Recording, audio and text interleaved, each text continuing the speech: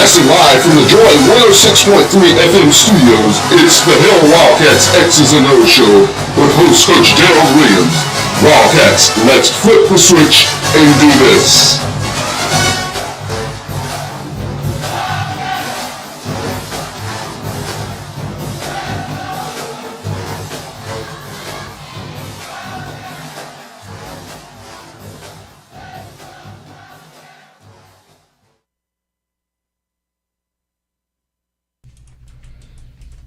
Welcome to another week of the Hill Wildcats X's and O's show. I'm your host, Coach Darold Williams, here with my co-host, Mr. Ralph Smith, Mr. Larry Wesley, and the Diesel Man, CC Cruse. I'd like to apologize last week for our technical difficulties on Facebook and YouTube. Our engineers were able to get it fixed. Little problem with Restream and everything. But we're back this week. We're here. And we're ready to talk Wildcat football. I'll give way at this time to my co-host, Mr. Ralph Smith. Ralph, how's it going, big guy? Well, last Saturday was a great Saturday. We took a bus ride to Jacksonville. I was able to get back with some really good friends on the bus. And then everything started going downhill once we got to the stadium. It did. It's interesting because I told Mr. Wesley, I said, you realize 50 years ago, we upset Jackson State with Walter Payton. I said, maybe we're going to do that this Saturday. However, it didn't happen. But I had a good time anyway. Definitely had a good time, Ralph. Glad you went up there with us, and we had a great time there in TIA Bank Field. So, Mr. Wesley, how's it going, sir? Well, pretty much the same. I'm echoing your sentiments. Got a chance to go up to Jacksonville, spend a weekend in Jacksonville, tailgated all day long. Got there at 9 a.m. I think we opened up parking lot J and probably closed it down. But we had a wonderful time, a great connection with a lot of old Bethune Cookman Wildcat followers. Unfortunately, we just could not find it within our abilities to contend with a very good Jackson State team, and so now here we sit, 1-5, and it's time to ask some serious questions tonight. Definitely so. We have to ask some serious questions and relate some serious sentiments that we as the fan base, we as the Wildcat faithful, have to do. So, CC, how's it going, brother? Went to your hometown this past weekend. Yeah, you did, and we had a nice time. We went to the game, and we we fellowship with friends, and we tailgated and fellowship with friends, and when the game was over, we done it all over again. So that's where we are. This is what I want to know with you two guys. Did you see CC on Saturday? Look for him. Couldn't find him. Couldn't find him. Couldn't find him. Larry? I couldn't. There was so many people in the parking lot. I'm sure he was there, but I just didn't run across him. Weren't you supposed to go to his house before the game? He was invited. He was invited. That might have been on me, guys. Right. Don't worry about it. I'm sure. Yeah, and he did, and I'm glad that you take that like that. It was on you, not me. So we're good. Don't worry, Larry. I'm sure if you would have went to his house, you would have rather be at the stadium. So you're in the right place, guys. Yeah, definitely, Larry. You were in the right place. Well, guys, that'll take us right into our SWAC week recap. First up, FAMU plays Grambling. Final score of that game, FAMU 20, Grambling 16. Comments, guys? I think that was closer than what I expected. Yeah. Grambling let one slip away. That was their ball game right there. Florida A&M hung on, and sometimes it's good to be good and lucky. And I think the Rattlers know that they got to give Saturday, because that ball game had Grambling written all over Written it. all over it. It really did. Right. Next up, Mississippi Valley State goes to Alabama State. Final score of that game, Alabama State 24, Mississippi Valley 9. No surprise. No comments. No, Right? yeah. I was kind of hoping that they won that game. Right. Right. Mississippi Valley. Right. So we don't be the get right game. Yeah, Ralph. Well, yeah. Oh man. We'll talk about that and more here shortly. We'll cover the Jackson State Bethune Cookman game, as you know we will. Alcorn at Southern. Southern 21, Alcorn 17. I said going in, guys, that I thought that would be the pivotal game to decide the Western Conference winner. And I got to give Southern credit. After a very shaky start to begin the year, losing to LSU and then being shut out by Texas Southern, the Jaguars are now playing good football. They really are. And they hung on just long enough to beat a really good Alcorn team and out on the reservation in Loma, Mississippi. So they sit firmly, they being the Jaguars, in command of that Western Conference division right now, having knocked off Prairie View and Alcorn. So that means they've got not only a 1 win, but a 2-game advantage on both of those by head-to-head. Yeah, Larry, I actually think that I had Alcorn to win that game. Seriously, especially playing out at the reservation. I just figured that I had them up by 7, to win that game, but it didn't work out like that. And finally, Alabama A&M plays Arkansas Pine Bluff. Alabama A&M 34, Arkansas Pine Bluff 31 on this Sunday, and we all know is consequences. Yes, consequences for losing. Yeah, and the consequences these guys speak of. Coach Doc Gamble released of his duties today at UAPB, and I see one of our faithful listeners ask, UAPB fired their head coach. Who's next? Wow. So, What was their record? What was his record? 2-4. 2-4. Okay. I think 8-15 overall in his 3 years there. Okay. So, why you ask that, CC? Yeah, well, they're serious about football. What do you mean? What do you mean? Thank you, Ralph. Thank you. What do you mean? You inferred somebody else isn't serious? What are you saying? Come on, speak up. You see what I'm saying, Larry? Oh, no, don't call on Larry. That's the only friend I have in here, Larry. Oh, yeah. Remember, you got to get out of the studio, bro. Oh, yeah. That'll take us right into our Pro First Sports Management SWAC week schedule and rankings. This Saturday coming up, Texas Southern goes to Alcorn State. That's a 3 p.m. kickoff in Lauren, Mississippi. Alcorn State's homecoming. Campbell, a feisty Campbell team, goes into Jackson State. That's a 3 p.m. kickoff there in Jackson State. That is their homecoming also. I just read GMA and all of them will be at homecoming for Jackson State. Larry, who you like in that game? I think this is going to be a very close football game. Campbell has a very, very good football team. They're well coached, and if Jackson State comes out sleepwalking, they'll be surprised by this Campbell ball club. I think Dion will have his team ready to play, but I think it will be a close game. I have Jackson winning by probably 8 to 10 points. That close. Okay.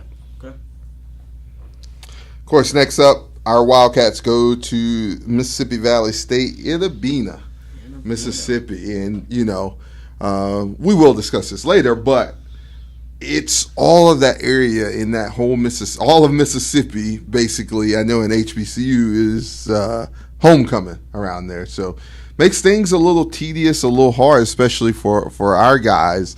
And we've had to make some arrangements. It's one thing. We've been on the road for so long. It just seems like we cannot leave the state of Tennessee. And I'll just leave it right there. So you don't want to expound on that? Nah. No? Okay. Nah, it's How too... about you, Ralph? I'm good. You... It'll just disappoint you if I personally, for homecoming, wish that the ball game would have been played a little earlier. there is something that is extremely noteworthy for anyone who's ever visited Idabena, and especially Rice Totten Stadium. The insects there are unbelievable. I mean, they're all American insects. They will eat you coming and going. And that game starting at 4 o'clock, you got to believe it's going to be dark probably out that way by 5:15. And they'll be ready They for you. are unforgivable. I mean that when I say that. So He says it's going to be a good homecoming for the Bugs. Yeah, the Bugs are going to be out. The Bugs are going to hold on. Trust me when I tell you that. But if you've been there, you know exactly what I'm talking about. Again, we can't catch a break. Bethune can't catch a break. Can't catch a break. That's been our year. Yeah, it definitely has. It's been our year. Moving right Time along. for a change. Okay. Prairie View goes into Lamar. That's a 5 p.m. kickoff there in Beaumont, Texas. That game will be streamed on ESPN3. And then Virginia Lynchburg at Southern. That's another 5 p.m. kickoff there in Baton Rouge. Then, of course, like I said, our Wildcats go into Bethune, go into Mississippi Valley, Idabena. That is a 3 p.m. kickoff, 3 p.m. Central Standard Time, 4 p.m. Eastern Standard Time. And Hill Wildcats will be having a watch party at Buffalo Wild Wings beginning at 3:30 p.m. Eastern Standard Time here in Daytona. So come out and join us at the hillwildcats.com watch party. We will post that invitation here shortly. So moving right along to our FCS computer rankings for the SWAC. And here we go. Jackson State coming in at number 9. They were previously 10. FAMU comes in at 26. They were previously 24. Southern comes in at 31, previously 52. Alabama State 49. They were previously 66. Prairie View A&M comes in at 50. They were previously 67. Alcorn State drops down some. They previously were they're at 53. They were previously 41. Texas Southern comes in at 61. They were previously 81. Alabama A&M comes in at 69. They were previously 77. Arkansas Pine Bluff comes in at 96. They were previously 103. At 107, Mississippi Valley State. They were previously 109. And Grambling State comes in at 109. They were previously 119. And your faithful Bethune-Cookman Wildcats come in at 112. We were previously 121. Wow. Moved on up. Not at the end, right? I moved think, on what up. is it, 128? Yeah. Well, we're still holding up the SWAC. We got to be the strongest team. Yeah, Absolutely. got to be. Absolutely. You guys hold on to things too much. Larry tell you guys one thing, and here we go.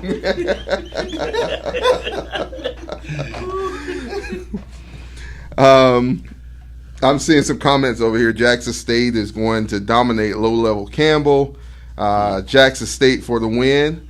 That's going to be, as you guys said, a more competitive game than Mike.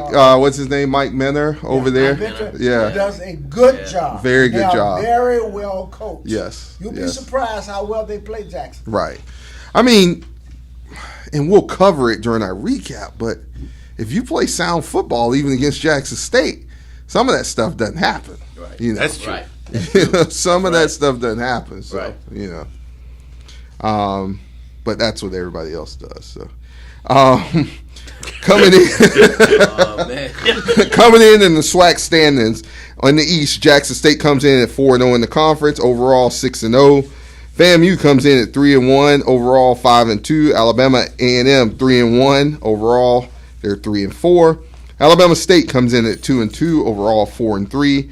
Our Wildcats come in at 1-2 in the conference, 1-5 overall, and Mississippi Valley State comes in at 0-4, 0-7 overall. Hopefully that doesn't change around. It's going to be a big game for us this weekend. Yeah. I see. Okay. In the West, Southern comes in at 3-1. They're 4-2 overall. Prairie View 3-1. Overall, they're 3-3. Alcorn State 2-1. Overall, they are 3-3. And then Texas Southern comes in at 2-2 overall. They're 2-4. Arkansas Pine Bluff comes in at 0-4 overall. They're 2-5, and then Grambling rounds it out at 0-4 in the conference. They are 1-6 overall.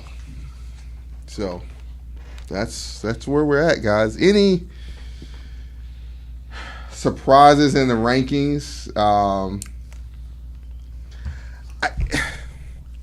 So real quick, while we kind of have a lull before we go into our Jackson State recap, there's a question: would a celebrity coach be a good fit for us? The right one.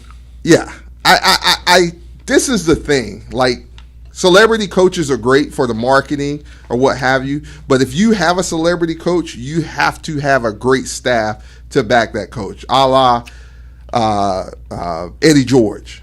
I mean, they didn't get their first win until Yours truly showed up in town. Right.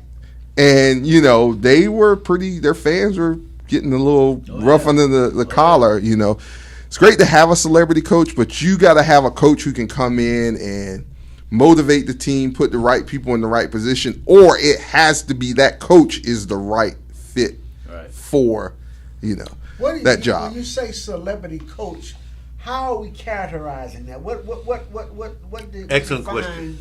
A celebrity coach?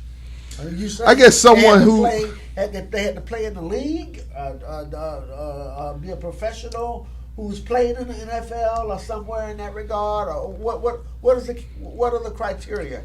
Or what is the criteria in this case? I can't speak for the person, but I would say if I were answering that question, somebody who has some notoriety coming in. Right. But perfect example, at Columbia High in Lake City, the previous head coach played at Florida State, played in the league. The current head coach played at the University of Florida. So, he had opportunity to go to the league, but there is there's a difference in team play between the two coaches. Yes, we're winning, but right now we're struggling to win. The only thing that I don't agree with you on, when you say celebrity coach, for me is a coach that comes in and make an impact and win. So was Coach Jenkins a celebrity coach? No, he if wasn't. we boil down to it. Coach Jenkins went 10-0 before he lost one. Right. Right. And he came from a program. I mean, he knew what it took to run a program. Right. To put a program together, rather.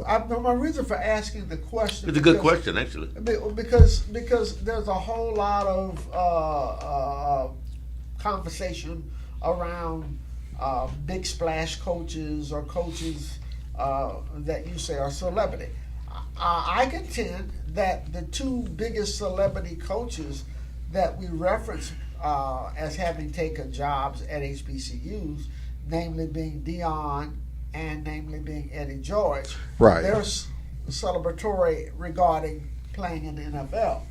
How much football coaching experience they've had, I don't know that makes them a celebrity.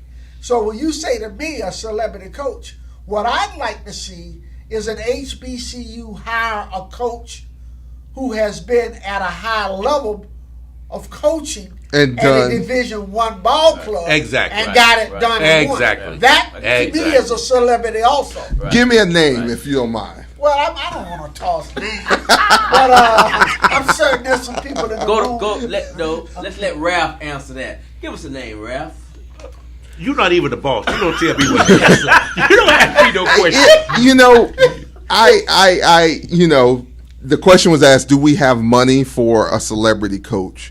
There's a lot of marketing, and I mean, I'm in that business, but there's a lot of marketing and a lot of stuff that the money doesn't come from the school. Right. Like we look at Nick Saban, Alabama ain't paying all that money. No.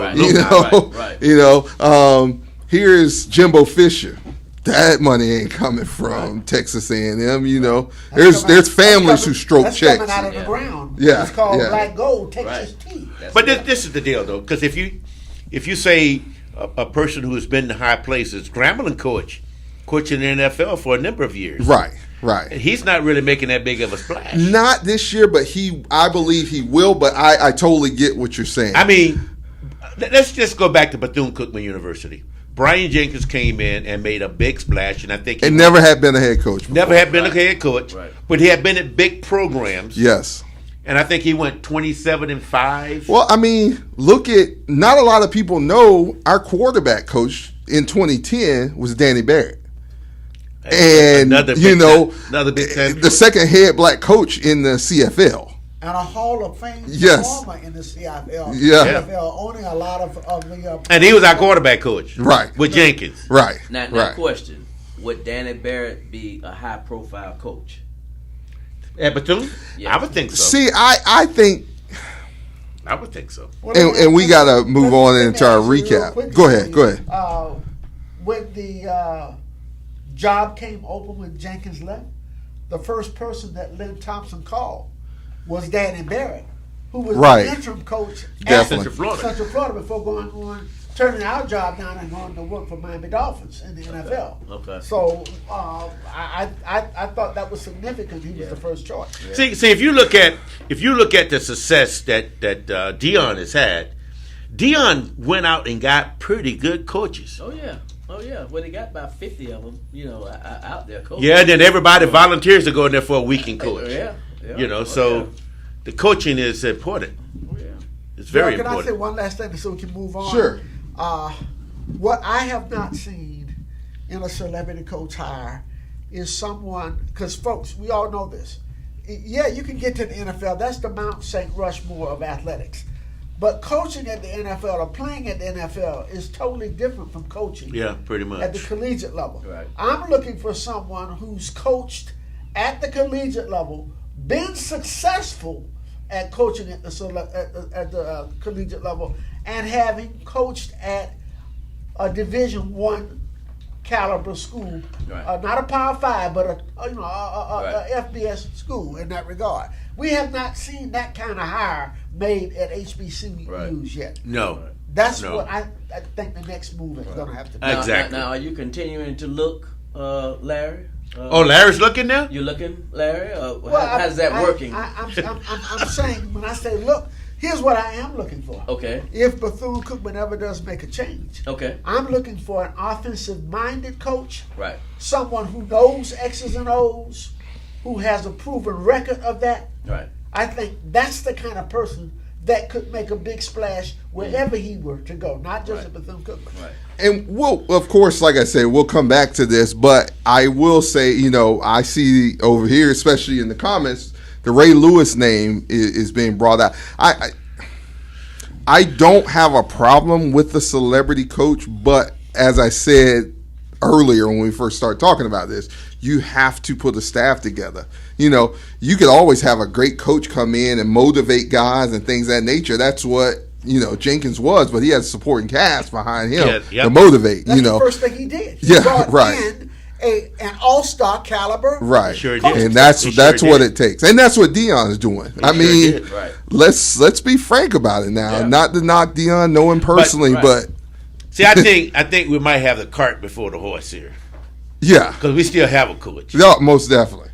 It was just brought up, and I mean, just a conversation. We recognize our fans. Yeah, just a conversation. Yeah, we recognize our fans. So let's get to our get to BCU versus JSU. What we went to Jacksonville for. You remember we've been saying that statistics is a liar? Yeah. Not all the time, though. No. Not all the time. If you look at our statistics. Yeah. You wonder, was we even on the field? Statistically. Total yards.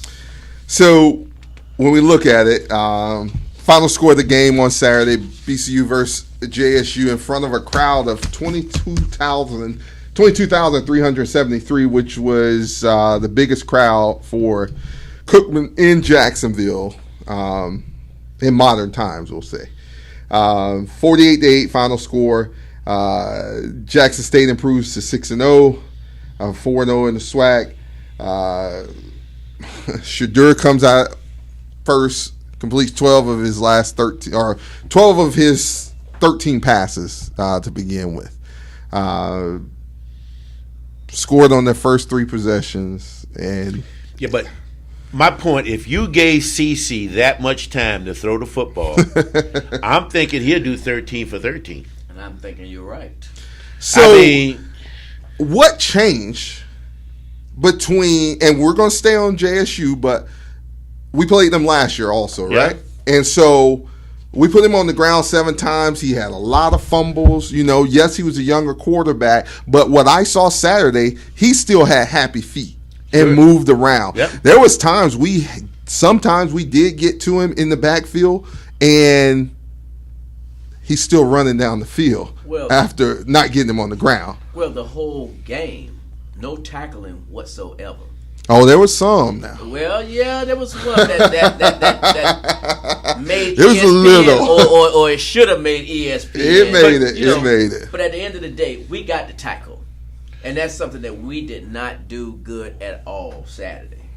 see, but when we played them last year, we had a scheme, and we were going after him. Mike, I don't know whether or not, if we had a scheme, we executed the scheme. Because that boy had more time than any quarterback we played this year. He just sat back there and did whatever he wanted to do. But then again, now Dion did go out and get a bigger line as well. But I don't think that was it. No, bro. We didn't put the pressure on him. Well, the book thus far, in watching Shador for 2 years, is really simple. You're either going to play coverage and give him time now in an offense that is really suited for his talents, given it's part of that West Coast offense, that run and shoot offense. Right. Or do you take a playbook out of what South Carolina State did last year, what Alabama State did the week before, and that is to come at him and bring pressure. Right. And how well does he react to that? We chose the Sit back and cover two. To sit back. Yeah, we chose to sit back. Right. As opposed to last year when we had a different scheme where we went after him a little bit. Exactly. And we sacked him a lot. Yeah, exactly. We had a different defensive coordinator as well. But I think if you look at Jackson State moving further into the season, it'll be interesting to watch Campbell's approach. Right. I think Campbell is going to bring pressure at Shador. I really do. It'll be interesting to see how they react behind that. They're not going to let them sit back there and get comfortable. No. What do most people say about quarterbacking? When you let a quarterback get comfortable at any level, Pick you apart. you're going to pay a price. Right. The whole thing is not to let them Right. move them from the particular point that they want to launch the ball from. Right. Yeah, and so in that game, Jackson State led 21-0 after the first quarter and 30-0 at halftime. Kamari Everett registered our first and only touchdown in that contest on Saturday. 4-yard catch from Jalen Jones with 14-10 remaining in the contest. Then we had a 2-point conversion. But yeah, okay. But we Okay. But we had 3 safeties in that game. We did. We We had 3. 2 on the offense, 1 on special teams. The only one that I would take is a special teams one. I can't take none of them. I mean, your quarterback gets sacked in the end zone, Two both end zones twice. Yeah. He got sacked in the west end zone, and then he came back and got sacked on the east end zone. I mean, when your quarterback is giving up the ball like that, I mean, that's your engineer. I don't know. I got a couple questions to this point. It's being asked, if we bring pressure, do we have the corners to cover it? We don't know because we don't bring pressure. That's a good answer. How can we answer that? That pipe ain't gonna never burst. Yeah, I mean, if we ain't put pressure, how we know what the quarterbacks can do? Right. I think we got good cornerbacks though. I believe got we good do. cornerbacks. I mean, I know what we got, definitely on one side. I know we got at safety. Right. Exactly. Yeah. Paint removers. There's a lot of ways to bring pressure. I don't mean feast or famine.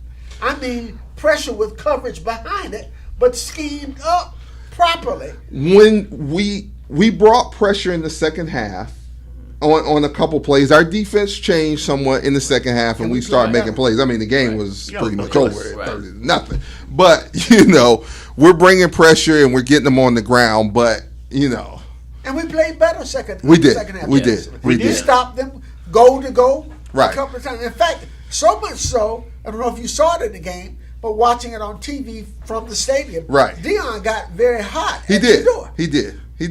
He said in his I was watching something from Sunday, right? And he was saying, we competed well in the first half, and then we laid down, we got soft in the second half. That's realistic. Right. I mean, our guys woke up, but it's definitely a little too, too little, too late. Right. Well, he was asked the question, was Dion, why was Shedeur still in the game? Right. And he said clearly, we wanted to finish on a positive note. Right. So he did not take Shedeur out until they just won 26-12 against Alabama State, and I'm sure he wasn't happy, with that.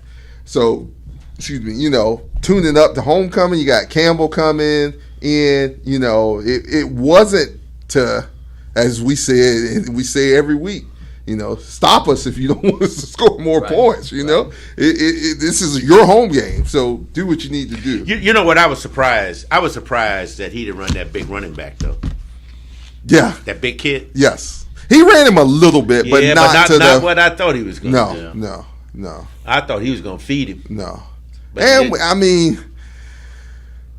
he didn't play some of his horses.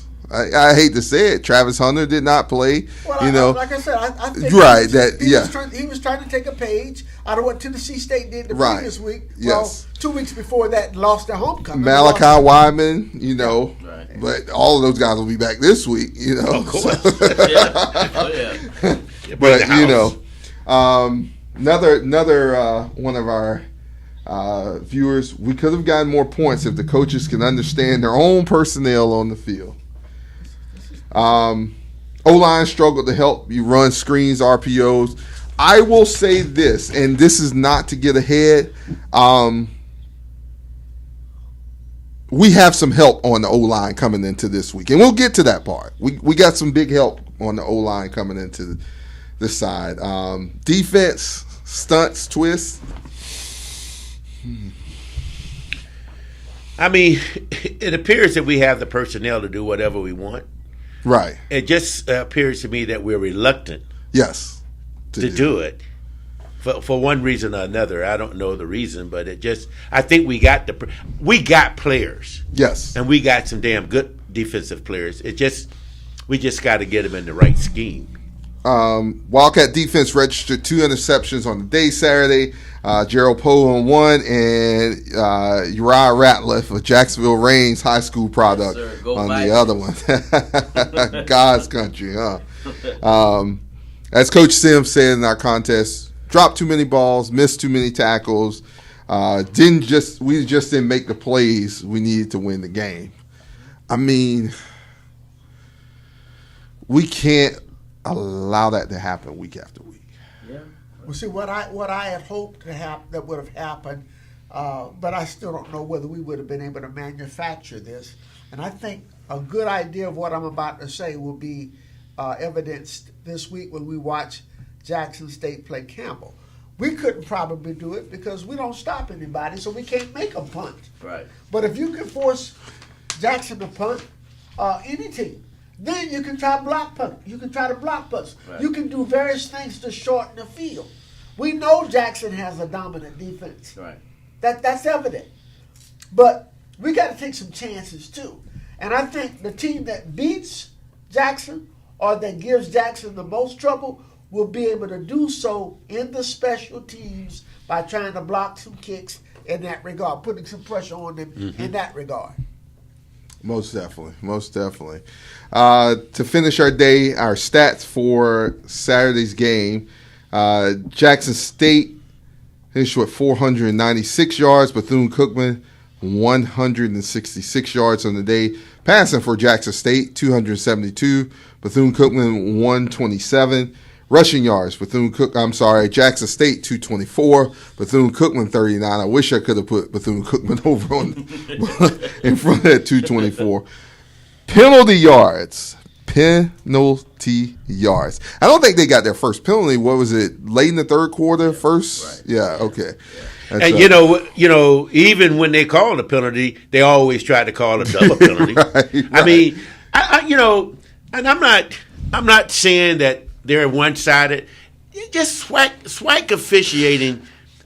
Remember what I told you the other day? I don't know who I sent that post to, but there was a SWAC super fan, young lady who, Jackson State fan. She was even commenting, like, after the Uriah Ratliff hit, right.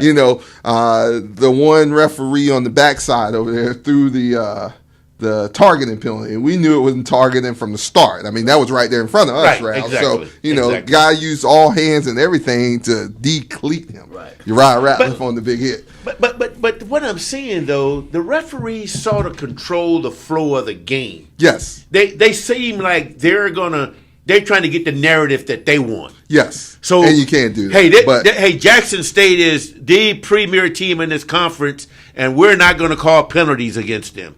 If we do, we're going to make it a double penalty. Yes. That's no penalty. There's none. The other side of that is in all elements of football.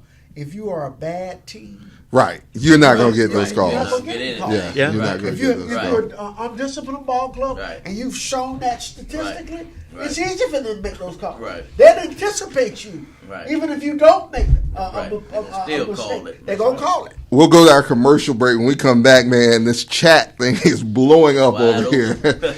You're listening to the Hell Wildcats X's and O's show on Joy 106.3 FM. WAIGLP, Daytona Beach, Joy 106.3. Styles 101 Beauty Salon and Barbershop, located at 955 Orange Avenue in Daytona Beach, is a salon for all your hair care needs. Styles 101 specializes in hair extensions, shortcuts, the natural look, hair coloring, locks, lock extensions and repair, and braids. They also offer nail, eyebrow, and eyelash services. Styles 101 is the local shop for Bethune-Cookman University, Embry-Riddle, and Daytona State College. For more information or to schedule an appointment, 386-872-6413. That's 386-872-6413. Styles 101 Beauty Salon and Barbershop. Tune in to Daytona Beach Radio with your host, the Reverend Dr. L. Ronald Durham. This is the city's most exciting news and information program here on Joy 106.3 every Wednesday beginning at 12 noon. Don't miss it. Special thanks and support to WAIG comes from R.J. Gaines Funeral Home, where Alexander C. Wynn III, licensed funeral director and owner. R.J. Gaines Funeral Home provides full burial services, entombment, cremation, transporting services, pre-planning arrangements, and consultations. R.J. Gaines Funeral Home is located at 804 Dr. Mary McLeod Bethune Boulevard. R.J. Gaines Funeral Home, 386-253-7686.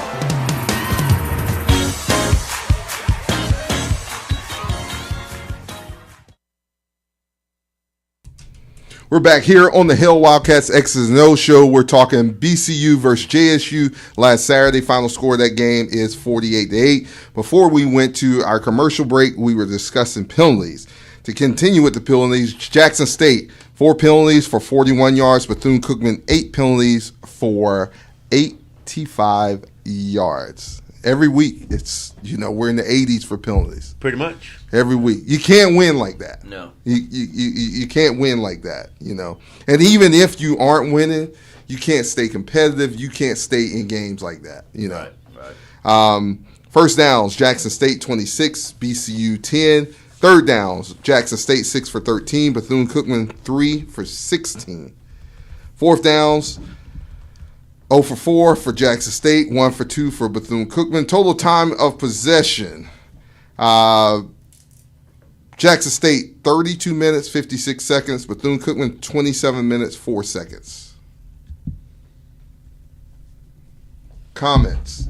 And we are tonight. Tonight, we will be giving position grades. It's time. Boy. Oh, you're going to do that? Yes, sir. It's time. Right. Gotta go to it. Gotta go to it. Including coaches and their position. So we'll go right into it. All right. 48-8 quarterback play. Let's go, guys. Start on that then. With Larry's the newcomer. Go ahead, Larry. Oh, I swear. Yeah, well, I start. You don't. I'm being nice. You don't make no calls around here. You guys don't care nothing about your five. Okay. Bro. I tell you what, start at my end. Okay. Quarterback play? Sir Ralph. C minus. Larry. I thought I would give us a D. I say C. All right. You going to give him a C? I'm going to give him a C. Let's keep going. We got one of our listeners a D. Okay. D. All right, let's move on to running back play. Running back play? D. I would say D also. Across the board, D. All right, so D for running back play. All right, we'll go to wide receiver / tight end. Or you guys want to do them separate? No, we'll do them together. Okay. I'm going to give wide receivers a C plus. Larry? I give us a C minus. D for me. Who's the mathematician here? The professor? Boy, right now, it ain't looking good on the offensive side of the ball. All right, let's go O-line. D. Minus. D minus. F. All-around grade? We got 2 D minuses and an F. So no. All-around grade, I'm talking about offense. For the offense? Yes. Boy, you looking at a D. Yeah. At least a D for me as well. Yeah. And D is speaking highly. All right, let me move on. I mean, we got 166 yards. We got 10 first down. What more you want? I mean, Yeah, what more you want? We got boy, I tell you, but we ain't, there's a couple F's on chat. Okay. Yeah, I get it. Yeah, I get it. and really, you can't get angry with that. No, I'm by all means. Totally agree. By all means. Beauty's in the eye of the beholder. You got that right. That's it.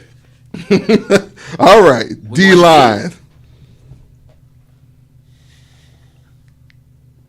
All right, so I'm going to be a little generous with the D line. I'm going to give them a D plus. What are you? He was generous. Hey, he could have said minus, man. Okay. He could have said F, bro. Incomplete. Oh, okay. That's my opinion. Yeah, that's you. Go ahead, Larry. I'm going to say D with the defense line. Yeah. We're getting a lot of D's over here. Okay. What's yours? F. Oh. F. All right. Linebackers. I'm giving my linebackers a C plus. C plus. D. I'm staying in the C's. C. CDC. Quarantine. All right. Let's go defensive backfield. So if I gave the line a D, and the line really sort of determined what happens back there. So I'm gonna have to give them a C too. I'm gonna have to give them a C. I would give the cornerback play probably a C. It was one of our better areas. Yeah. Agreed. CCC? Agreed. Yeah. C. CCC? CCC. That's it. All right. Special teams. We did recover an onside kick. Let me throw that out there. You cheering about that? Yeah, but that was our highlight. Okay. We haven't been successful in that, bro. Okay. That was our highlight. Yeah. Well, I think we tried it against Tennessee and it went all the way bad. Yeah. Tennessee State, yeah. So What you got, Ralph? Tennessee, Special teams. We did have a safety on special teams. So I'm gonna D plus him. I'm gonna stay with my D. Yeah, and I'm gonna stay with my F. Okay. Yeah. So now that I think we covered everything, right? Well, we didn't cover No. the safeties. They're part of the DB. Oh, okay, all right, okay. So you gave them a C, right? Yeah, let's revisit that. Hold up, let's revisit that because we may have did them a disjustice as the safeties. Now. The safeties? Yeah. And I know they're together. But there you gotta. Okay, let me ask you a question. What did we They do give have separate coaches. Yeah, you're right. We gave the corners C's, C's right? across the board. C's? Yeah, well, then you would almost, I think the safeties are CC plus. I think that's my opinion. If you separate him, yeah. Well, let's be factual. The best position on our defense right now, as far as skill, talent, and execution, are the two safeties. Right. There's no doubt about Yeah. it. Right. Yeah. Right. They're solid in the run, Right. and they're solid in pass. Yes, Right. exactly. They come up and they deliver hits. Yeah, they do. All right. Overall team play. Ralph. Saturday's game. D. D, no matter. No, yeah. D. Minus plus. Just plain D. no pluses, no minus. Just a plain D. And don't put words in my mouth.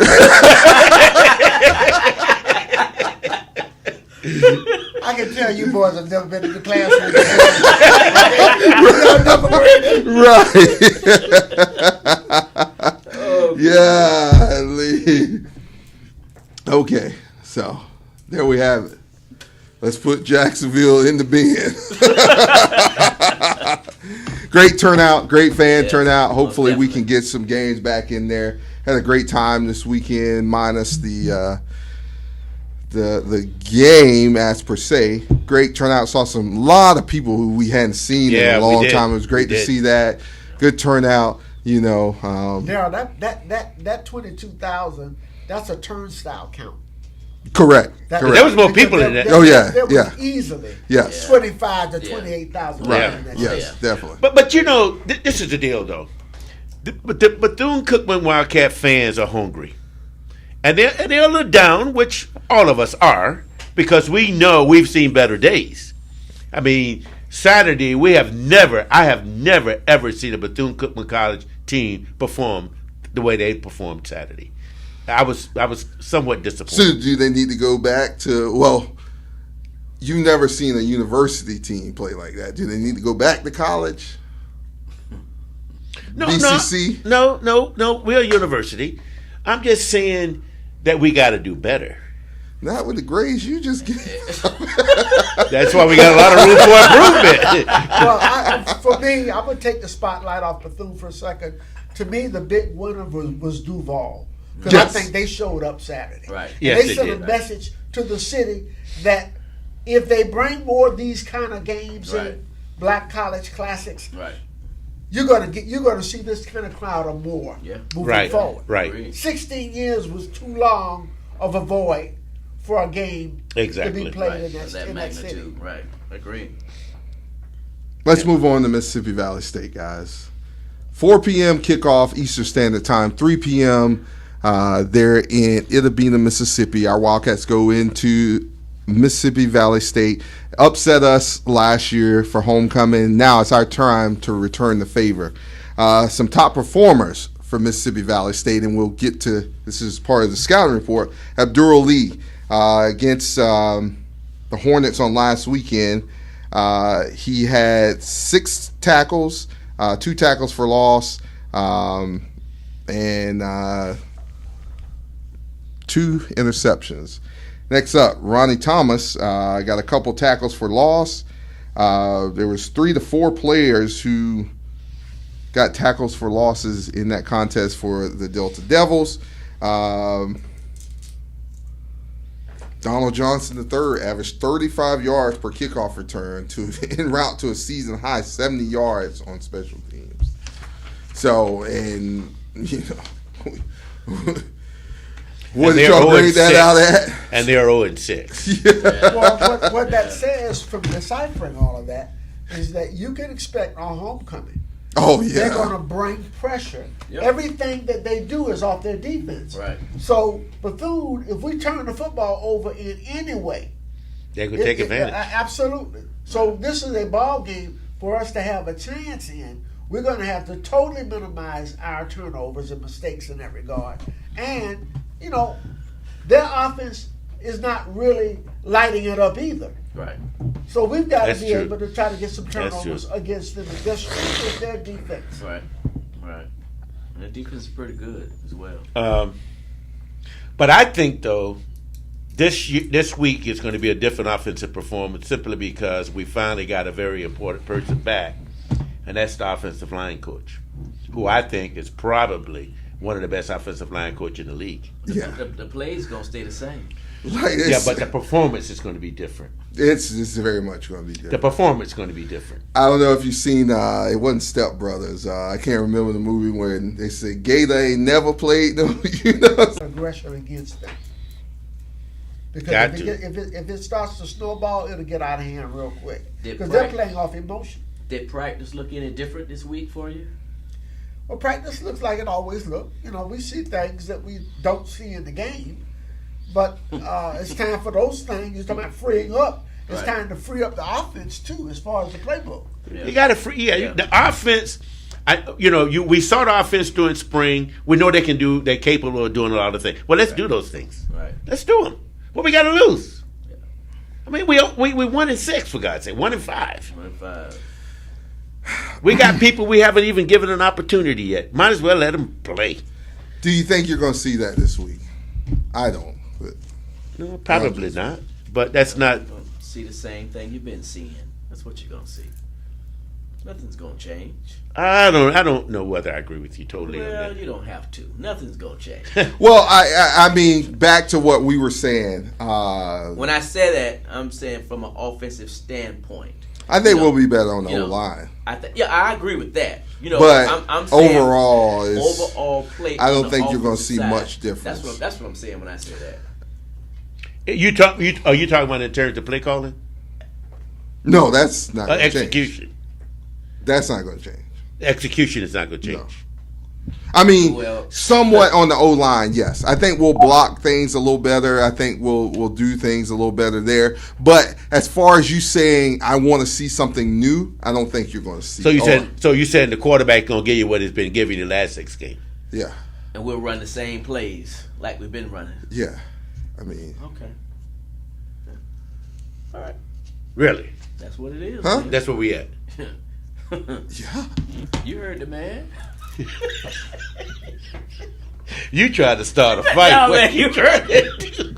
He said he don't see a change. Bro. You tried to get me in trouble. What you tried to do? No. He said he don't see a change. I get it. All right. So, overall, let's go to statistics for Mississippi Valley State. These guys, they average 8.57 points per game. On the year, they've scored 60 points. Their opponents average 33.57. Their opponents have scored 235 points. They have 96 first downs on the season. Their opponents 163. Rushing, they have 906 yards on the season. Their opponents 989. Passing, they have 747. Their opponents 2,245 yards. Are you kidding? No, I'm dead serious. You said rushing 906, and their opponents 989. So they passing the opponents. They do good on that. But total plays on offense, they ran 414 plays up through this past Saturday. Their opponents 500. One big thing, they averaged 63.29 penalties per game. Their opponents 76.14. if we look at our stats, we'll keep that number higher than theirs. Right. Unfortunately, it's just what it is right now. Time of possession, they averaged 29 minutes and 6 seconds. Their opponent, 30 minutes, 47 seconds per game. They're decent in the kicking game. We'll put it like that. So, like they're doing a lot of kicking, though. yeah, special teams have to be on point. So. And we got to get D's, who's our game breaker, not fumbling the ball. Yeah. Let's go to our Alpha One Staffing, BCU versus Mississippi Valley State game plan. Alpha One Staffing. Go to alpha1staffing.com to handle all your staffing and employment needs. Ms. Harris, BCU grad over there at Alpha One Staffing, out helping with Hurricane Ian recovery. They're still looking for debris monitors and CDL drivers. So go to alpha1staffing.com for all those needs. All right, guys, it's game plan time. I see over here, Jones is going to have a breakout game. Jones. Who is that? Oh, my God. And that don't stand for fourth quarter, Jones. Jonesy over here from Police Academy. Our quarterback, Jones. He going to have a breakout game? If there's one thing that I know that every SWAC school knows that plays us, they got the book on Jalen Jones. And it doesn't have to be the book that they've seen at Bethune Cookman. Right. They've seen this show before. Right. They know what works against him. And I said earlier, we're playing a pressure defense. They're coming after Jalen Jones. That's not a good thing for Bethune Cookman because he has a high potential to turn the football over. Ball security is not so far in his state with us been very, very good. But, I mean, on the other hand, though, I don't think we wasting the time in this game trying to wait till he get unraveled. I think we got to free somebody else and get the job done. I mean... I agree, Ralph. But It's been saying Jones has had his chance. Agree? Disagree? I agree. We pretty much know what Jones is going to do for us. Well, we had two turnovers. We had two safeties last Saturday with Jones holding onto the ball or fumbling on the ball. I say we free somebody else up and let's try something new. That's where I'm at. Okay. I hope the run game is proficient because quarterbacks that turn the ball over need a good run game. Yes, sir. That's just fundamental. Yes, sir. So if we can relieve some pressure off of him by running the football, that will help. Now, let me say this. Mississippi Valley is tough against the run. Yep. That's what their forte is. You make yards against them through the air as evidenced by the 2,200 yards that they've given Yes, sir. up thus Yes, far. sir. Yes, sir. So the way to attack them is in the air. Well, And they've given up, what? Yeah. What do we say? They're against them like 2,245 yards? Yeah, literally. Literally. so in my mind, I'm thinking free 28. You know, let's see 28. You know, a little bit. You know, let's take the shackles off. You know, and let him go. I don't know. You gotta go to. Not for him. I'm saying you have to have been at practice and. To me, the key is we got to change the playbook a little bit. We got to go against our I tendencies. totally agree. We've got to really show them something that they've not seen Gotta before. show him something different. I don't think that's what I say. I don't. Yeah. I mean, And I mean, that's as simple as not changing the book, Right. but calling a different game Right. based on your tendencies. Right. Because everybody's breaking down film based on what they see. do you foresee that coming? That's what I said I hope for. Okay. That's what I said I hope for. You know, I hope for that. Maybe with the better line play. Tuesday through Thursday. Maybe with the better line play, we'll go deeper into the playbook. Maybe with the better line play, we throw some screens. We play like we played against Miami. Maybe we do that. Boy, if we could ever get back there. Maybe we do that. There's always that possibility. Maybe we do that. Yeah. I mean, because Jalen did have some time in that Miami game. And the other thing that we know that has to happen, whoever's playing quarterback is going to have to run the football with their legs. That's going to be a big part of our ground game. But they're also going to have a clock, too. Oh, but you can't sit back there. You got to get out. What you mean by clock, Ralph? Explain it to our listening fans. What I mean by clock, I mean, you mostly you're going to have 3 seconds. You got to get rid of the ball. And you got to be thinking that all along. And that doesn't matter who's up front. Yeah, you know, which matter. team. Yeah. You know, you got to have that clock that goes off. It's got to go off. Right. Well, And when I say change the playbook, why not have some design quarterback runs? Right. Yep. Right. You know, quarterback draw. Drop back the pass, but draw out of it. You know, those kind of might be in the quarterback repertoire. power. You know, those kind of things. That's what I'm talking about. Tweaking the offense a little bit. They want to bring pressure. Let them bring pressure. We'll go where they're not. Okay? That's the bottom line. But if we sit him back there as a statue, we're going to have a problem. Yeah, but I think if our offensive line played anywhere near where they played with Miami, I think we'll be okay. Do we have any kind of faith that we can play man-to-man on defense? I'm not worried about their passing game. Yeah. They don't have a passing game. They ain't got no passing game. You got to shut them down the run that, because they, from what we're seeing here with the stats, and stats are meant to lie, but I believe they're only, 80 yards behind their opponents in rushing the ball? Yeah. They run the football. That's what they do. They run the football. That's the bread and butter. And that has been our arch nemesis. Heel. Yeah. Right, exactly. So why would they not run it against us? Yeah, they average about 3.5 a run. So I look for them. Well, you got on third down. That's first down, right? 3.5 per run. Well, even against Jackson State, they scored first with a 65-yard run. Right.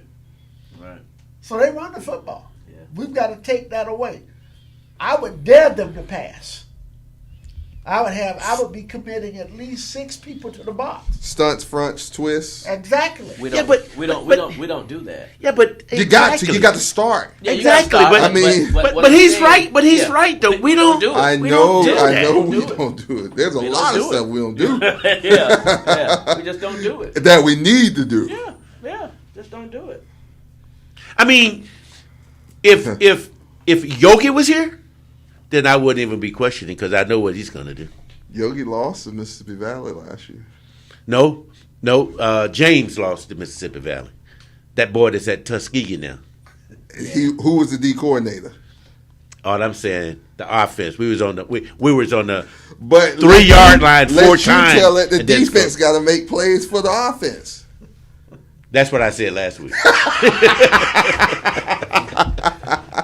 Listen, guys, this week we must abandon the cover 2 and bring a safety down in the box. Okay, we got to get somebody else in the run support. I know who I want to roll down at safety in the box. I know, right? I know, right? Boy, you really got a jack in the box in that one, man. Right. So why don't we utilize it, though? Why haven't we utilized it? Why are we sticking with the cover 2? Can't tell you, right? That means that somebody does not have faith.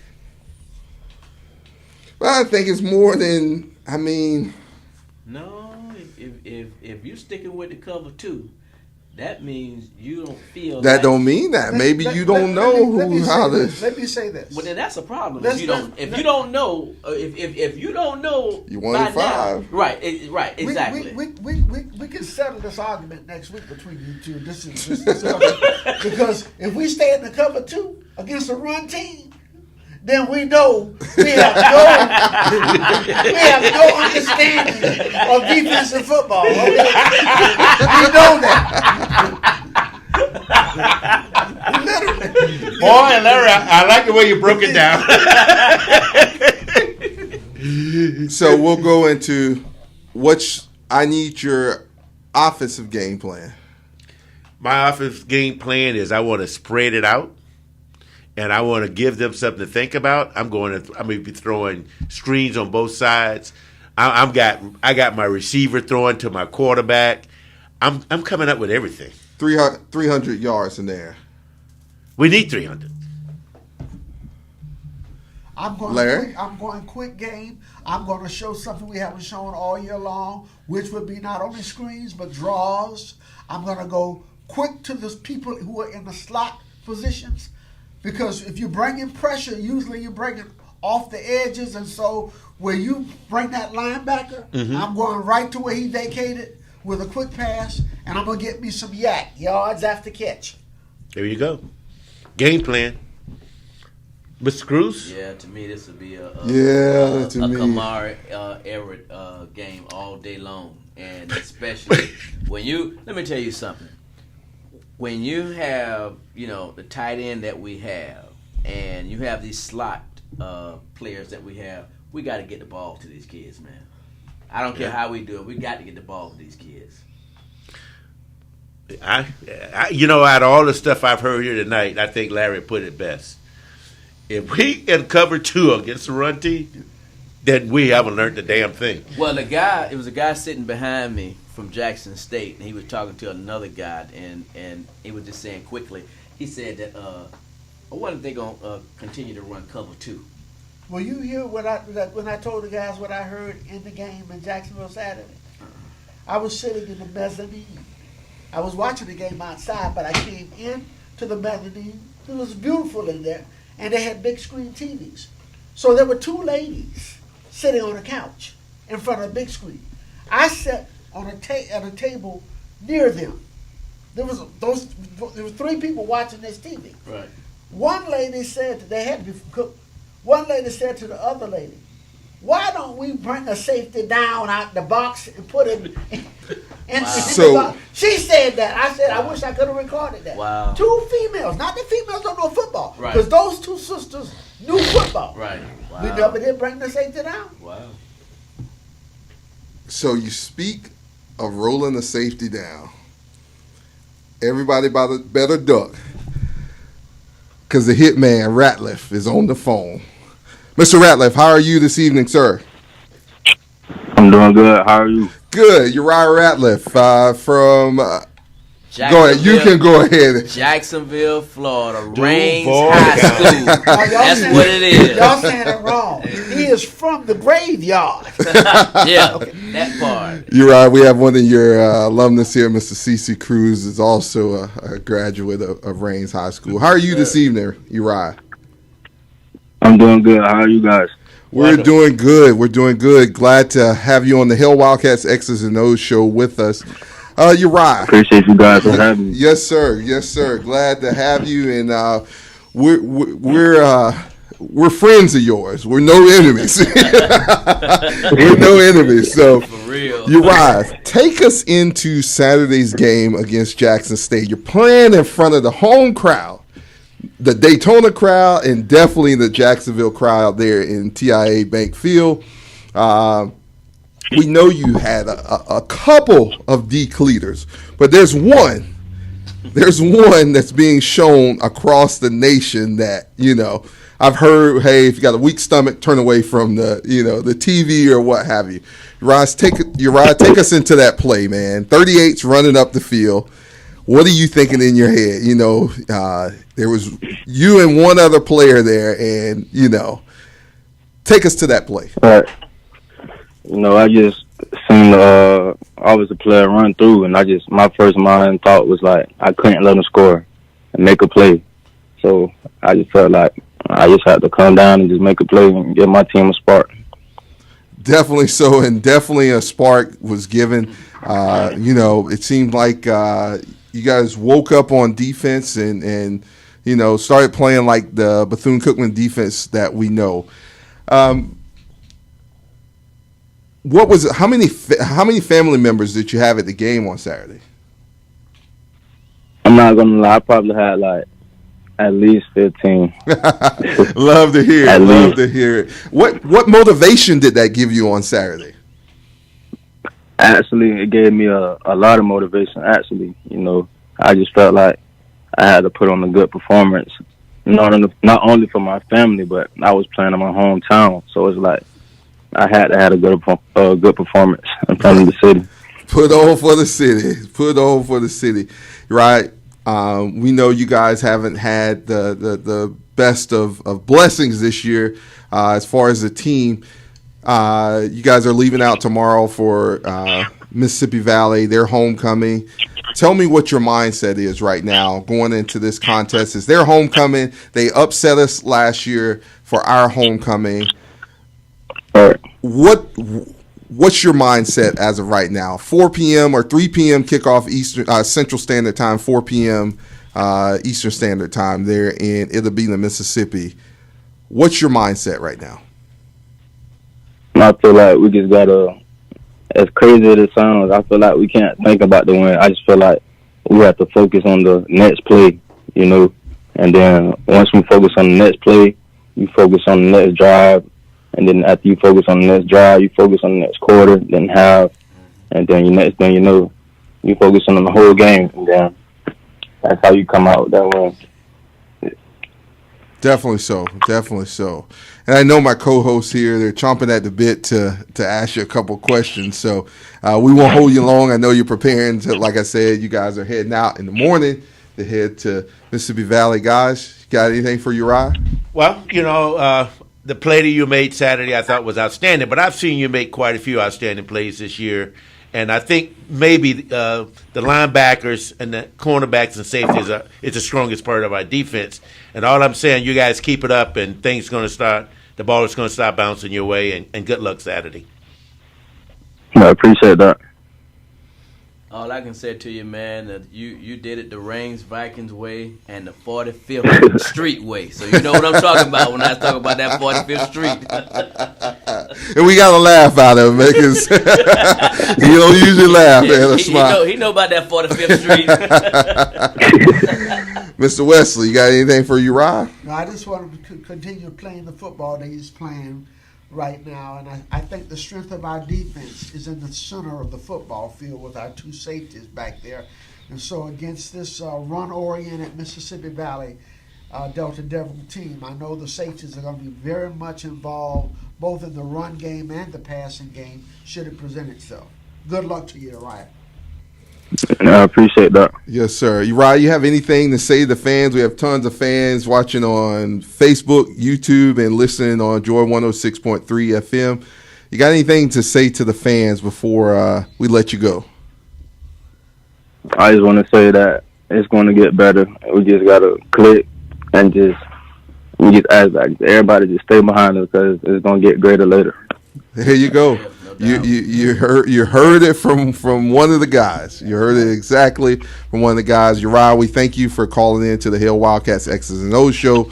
God's blessings. Good luck on Saturday, and we look forward to seeing you show out up in Ithabena, man. Have a good night and have a safe trip up to Mississippi. Thank you, yes, sir. Thank you guys for having me. Viking. Yes, sir. Have a good night, Uriah. Thank you, sir. Peachy Barn. Thank you, Bob. There you go. Have a good night, Uriah. Go knock him out. Yes, sir. Star safety Uriah Ratliff, number 23, our junior safety there for the Wildcats. Thank him for calling in to the Hill Wildcats X's and O's show. We're live, 386-868-3411, 386-868-3411. Call in. Let's talk Wildcat football on the hillwildcats.com X's and O's show. You know you want to call in. You know you want to express your voice here on the Hill Wildcats X's and O's show. It's a no-holds-barred show, all right? It's a no-holds-barred show. So that's what we're here for. We're not trying to hold anything back. We're not. It's just let it rip. It's blood raw. Yeah. Blood raw, man. Real. You know. So call in 386-868-3411. 386-868-3411. Caller, you're on the Hill Wildcats X's and O's show. Welcome. Good evening, gentlemen. This is Vernon Jackson from Palm Beach. Good evening. How's it going, Mr. Jackson? My man. It's going fine. Y'all looking out for my classmate, right? No. Yeah. No, they're not. No, they're not. You talking about Diesel, right? Yeah, he talking about Diesel, man. Classmate, no, they're not. Oh, no, we got to pray. Don't let him fool you, Mr. Jackson. He got a lot of stuff up his sleeve, man. But I didn't get a chance to make the game. It appears from what I've seen a beautiful day. That's a beautiful stadium. Beautiful day. Still got faith in the team. Just got to keep praying that, everybody just come on, get on one accord, even with the administration and everybody, because, Bethune-Cookman is just a great school, and Dr. Bethune, she just believed, she was a woman of faith, of love, and, I was glad that I got my degree under Dr. Oswald Perry Bronson, because, that atmosphere was so different back in the day, and I know we need to bring it back. And I talked to some of the former football players like Joel Davis.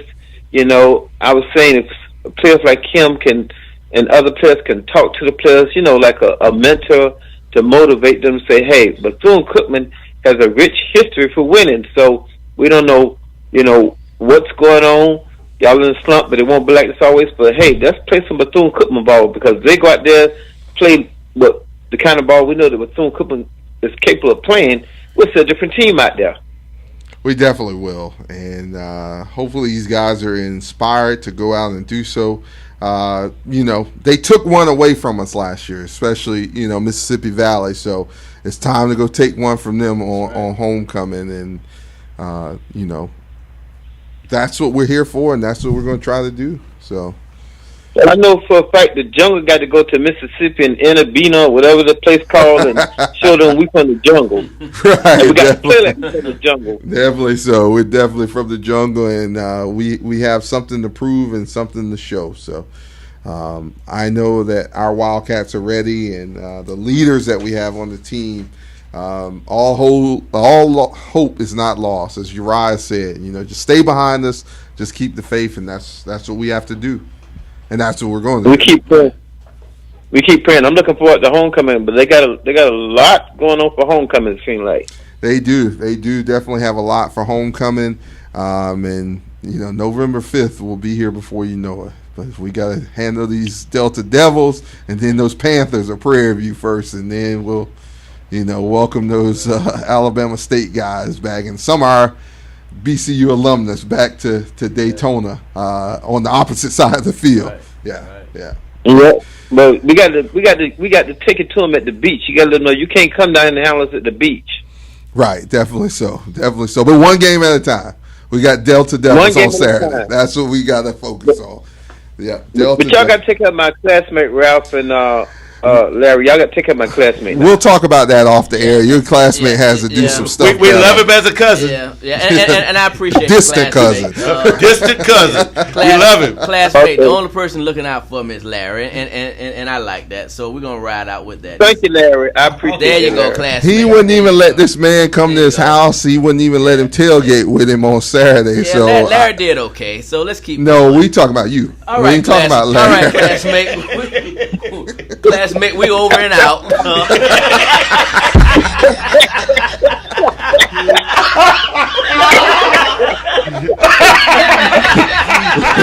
But he run that thing away quick, bro. That brother went over and out. Over and out. Sign it off. Yeah, he signed it off. But anyhow, y'all have a nice evening. All right, you too, Mr. Jackson. Hail Thank you Wildcats. for calling in, and hail Wildcats. Take my medication. 386-868-3411, 386-868-3411. Call in. Let's talk Wildcat football. What do you like to see? What would you like to see this Saturday, 3 p.m. Central Standard Time, 4 p.m. Eastern Standard Time, kickoff? Our Wildcats against the Delta Devils for their homecoming. As we said, all of Mississippi, it seems like, is in homecoming stance. Let's go in there, get us a W, get out of there, get back home, get ready for Prairie View. 386-868-3411, 386-868-3411. Don't be bashful. Don't talk in just the comments over here. Let's hear you live on 386-868-3411 on the HillWildcats.com X's and O's show. CC wants to talk to you. That's all he shows up for, is to talk, politic, and that's it. That's it. That's it, huh? That's it. So. That's it. That's no it. soul. No. Oh, so no, we ain't finna pay no diesel then if that's all he's showing up. 386-868-3411. 386-868-3411. Guys, it's time for us to turn around. We have to turn around, do what we need to do to get W's. We gotta help the fan base, man. You gotta help the fan base. Those are the, help the people who support you. That's right. Gotta help them. 386-868-3411. 386-868-3411. You'll talk to these crazy armchair quarterbacks around here. So, Ralph. Let me hear it. Let me hear it before Cruse start talking. What do you want to see different, Ralph? I want to see us come together as a team I thought we were going to be at the beginning of the year. I want to see us get right on this game. Let this be our get right game, and let's win the last 5. Definitely. And I think we got the players to do it. I just think we got to get it done. I think we got the players. We definitely have to. In fact, I know we got the players. Yeah, definitely so. Mr. Bell, what do you say? What would you like to see different? What would you like to see this Saturday against the Delta Devils? Welcome to the Hill Wildcats X's and O's show, sir. Hey, what's going on, fellas? Hey, man, how's it going? How's it going? I don't compete with Mississippi Valley for nothing. You didn't leave nothing in either. That's the wrong end of the competition stick, y'all. Yeah, that's true. That's true. Yeah. But yeah, here we found ourselves is the old saying in the Big 12 used to always be, besides Kansas, who's the worst team in the league? Kansas turned it around over there. Now it's like besides Valley. Right. or Bethune Cookman. It's like, don't put us down there, y'all. Come on. Yeah. Yeah. I know it pains you, Jerry. I feel your pain, brother. Yeah, no, this is it's been a long time long time since we've been in this place where you from one week to the next is like the hope meter is drained. And it's like we're going to Mississippi Valley. You ever seen them? Mississippi. And I don't know about you guys, but I don't know what to expect. That's that. I mean, it's not like I have another question based off of that, but I don't know what to expect. It's not like I go and you say, you know what, we have the type of running game that travels. Rather, we are on the road home against a good defense, a bad, or like the short passing game that travels. Or the long passing game, or we have this position group, or the defense is gonna literally, and it's a statement and a question. I can't count right now on a single position group or a single aspect of the game that I know this is we're going to be consistent in this area. And so my question, I guess, to you guys is, maybe I'm out there long. What best position group, is there a position group that we have on offense or defense that you trust? And so I guess that's what's the best group, or is there a group that you trust? And what's our best performing unit? Do we have an identity? Offense, defense, anything about it? It's small, but I think our best performing unit, and I think these guys agree, is the safeties, honestly. Yeah, totally agree. Yeah. I think that's, Yeah. You hate to get to the third level, but to piggyback on what Jerry's saying there, if you got your safeties among the leading tacklers, you got a problem. Got a problem. Because that means that the running back or whoever has the football has penetrated the defensive line and linebackers. Right, now they're at the third level. The tackle. Yeah.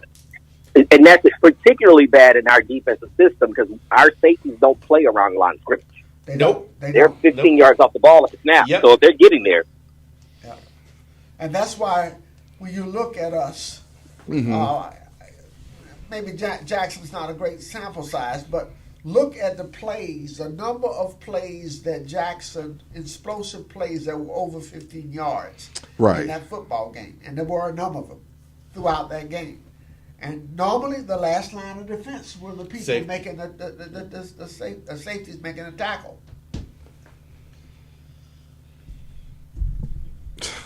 Offensively, we are 7 games.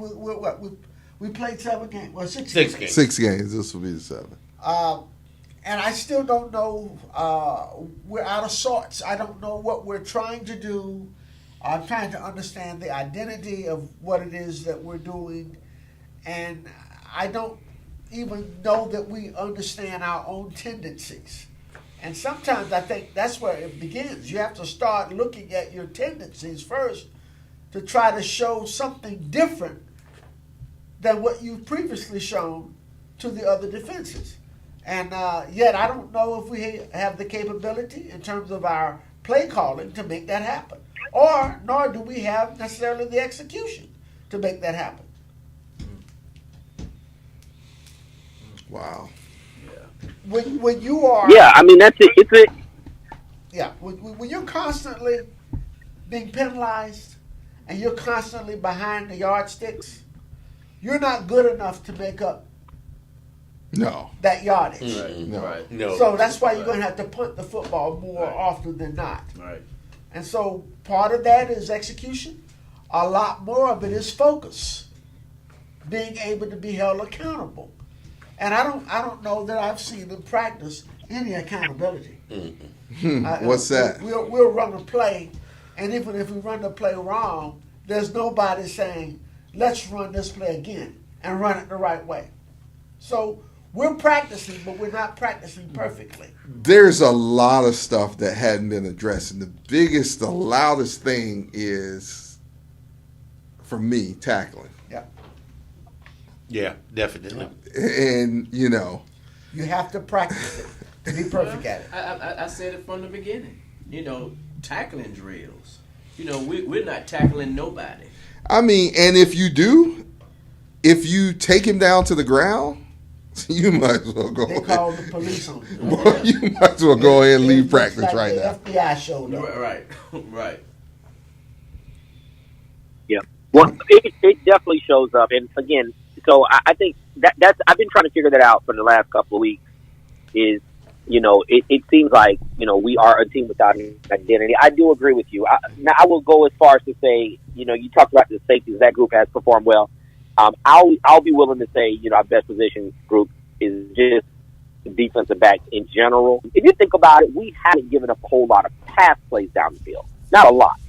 As far as like deep pass plays. So while we again, you're 1-5. You got a lot to complain about, but I guess we can sign off on that and say the defensive backs. Mario Robinson has 3 or 4 interceptions this year, but it's not like people are just burning us left and right. No. So, we'll give them some credit. Absolutely. But year I thought Dylan was a revelation.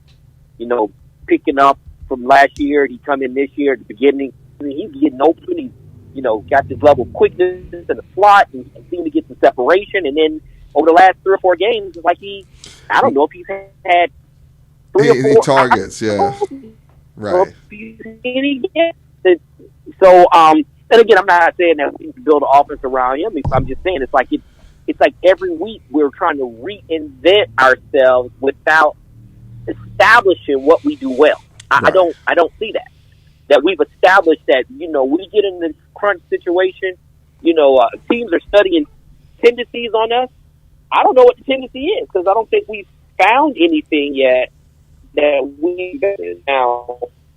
I like these, but at some point you got to be able to say, I know I can get 6 yards in this play every time I want it. Right. I know in this one-on-one I got this advantage that we're going to exploit. And I just haven't seen anything in the run game, in the pass game, nothing that's really been consistent. I don't think we have that confidence in. There's a lot of stuff if I'm defending us in the running game, I think it's a foregone conclusion. We're going to bounce the football outside. Yes, sir. Yes, sir. So I think Mississippi Valley knows that because that's how they stopped us last year. Right. We went in the game. We bounced up first and goal at the 5, and we ran outside 3 times. Right. Or you have the ball at the 2-yard line, and you take the ball over here. Right, exactly. Yeah. It was a physical game. Yeah, you got to be able to be out of the tackles. I'll say this, to Jackson State last week. What I was most impressed with. All of us, we love HBCU football, but we've also watched HBCU teams over the years play against PWIs. PWIs so often is those teams will go out and beat us, not because they made 85 spectacular plays on 85 snaps. It's because they just don't get it. And Jackson's credit, Shedeur is a spectacular quarterback, but I can't tell you that he makes 12 spectacular plays every week. No, what he does do is make the right read every time. Yes. When you watch their running backs, they make the right read every time. Their receivers were hitting their spots, finishing their routes. Everybody on defense, they did all of the small things consistently, and then the aggregate of that is you got an amazing football team on the other side. And I think just that, things that we've been seeing and recognizing, that juxtaposition last week of seeing teams doing the small things consistently over and over again in every position, everybody on the field, and it was just the confidence that they had, knowing that everybody's going to do their job the right way. Definitely. And then, as we were concerned, it's 3 guys on defense doing their job, 8 guys watching. It was on offense, it's one side of the line blocking, the other side of the line chasing. There's a check down there to be had. We're going for the big, and it was, to me, that was the glaring thing between the two teams. It's all you got to do is do the small thing consistently, and you can become great. You don't have to be spectacular and look for the home run on every swing. But anyways, that just got me to think about what do we do? What's our identity? What do we do? What's the position group? So that's a long route, but like you said, it's a lot going on. But that's got to be that's the kind of thing that you say. Is it fixable? Yes. Is it too late to fix it this season? Well, we're gonna find out this weekend, aren't we? Yes.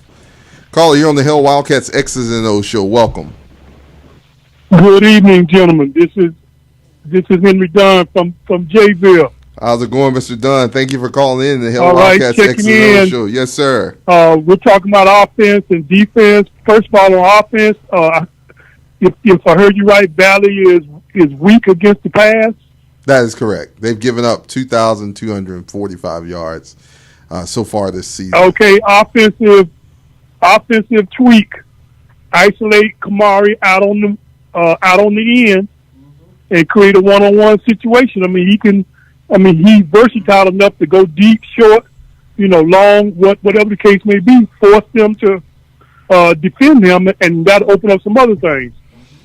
See, Number seven. I don't know what his name is. Is it Powell? Yeah, DJ Powell. Okay, he needs to get more active because it's just like if a player's not called for him, he doesn't try to to become another option in case Kamari or whoever the player's been called for isn't open. Offensively, somebody help me figure this out, and we've done it all season. 4th and 1, 31.